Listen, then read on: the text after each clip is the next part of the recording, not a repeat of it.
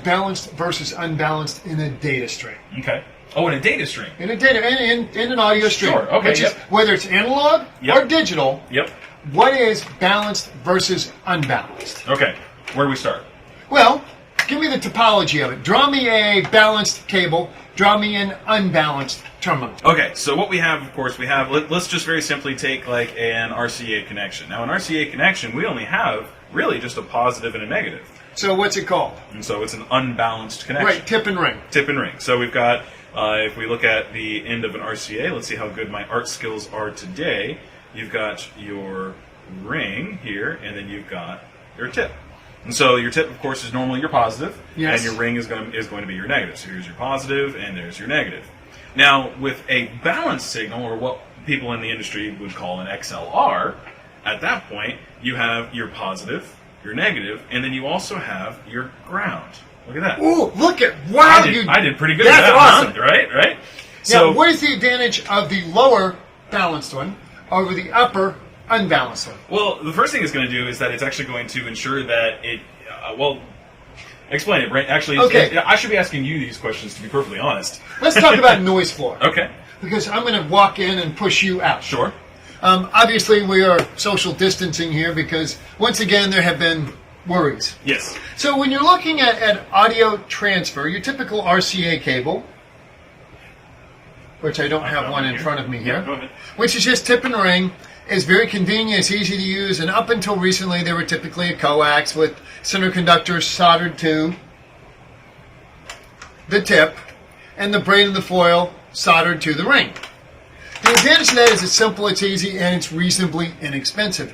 The drawback to it is the send and receive, the plus and minus, are not identical, and it doesn't separate the ground. So when you look at the back of a product with an RCA terminal on it, that round part, the ring, is sharing the same ground with the chassis.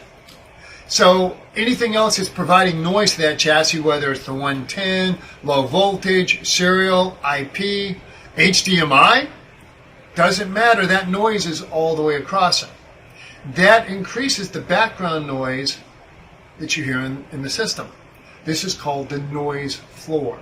The higher the noise floor, the louder you have to be to get over it, which means at low passages you're going to hear something frequently like. So then that's always going to be there. It's always there. And usually it's the same level, same volume. Yes. So a lot of times... Turning the volume up will increase that. Yes. Because it's part of the signal. Right. But the idea is to lower that noise floor so you don't hear it, so quiet passages in a movie or music become more real, more like you're there. And you'll hear people talk about amplifiers breathing. A lot of times it's not the amp, it's the transmission method of the audio. Now, this can affect analog much more easily than digital, but it still will affect digital. So when you look at an RCA cable, just positive and negative, that's it.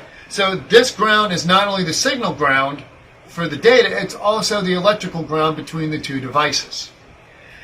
In the 80s, it was not uncommon to see people take an RCA cable and cut the ground off on one side. This was called a directional RCA cable, and you'll still find cables that have arrows on them. This is pretty much a crock, and here's why, because the only way the data is actually going to transfer is if you have a common ground at some point between those devices, and that's generally the power cords. So you're still sharing that ground, and you're not really dropping Not really doing the anything. noise floor. Yeah, you're not really gaining... But it sounds cool. It's like, oh, I've done this to my cables. It's cool. Right. And we all did it back in the 80s, but it really doesn't matter. When you look at a balanced cable, the signal is entirely separate from the electrical ground. So you have a plus and a minus to cover that waveform.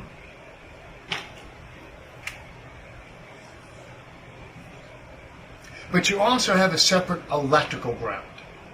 Now, this means that the chassis ground of the device is entirely separate from the data stream. With this, you'll get a much lower background noise.